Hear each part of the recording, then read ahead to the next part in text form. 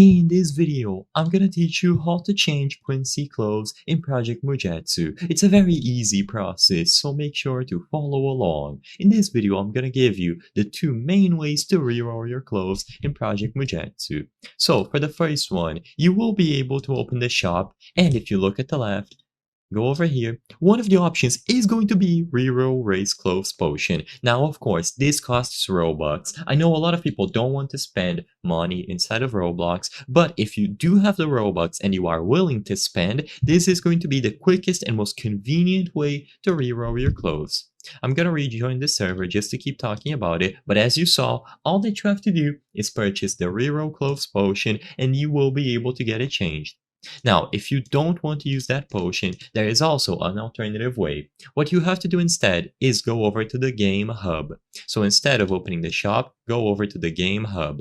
In here, you can find various different game modes, and one of them is going to be Hogyoku Conquest. Join this game mode. And once you load in, if you look around, you will be able to find various different stands or shops.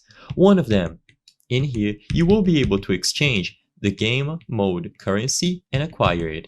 After you exchange your points for game mode currency, you will be able to browse through various potions, and one of them is going to allow you to reroll your clothes. So as you can see, go over here to this reroll potions stand and you will find reroll race clothes potion. You have other options such as Arrancar Hull potions, ability potions, and mask potions, but this is the one that we're looking for. So immediately upon interacting with this one, buy reroll race clothes potion. They are going to offer to sell it to you for 200 game mode currency or 100 for the Urahara family. So all that you have to do is spend 200 game mode currency and you will be able to acquire this potion.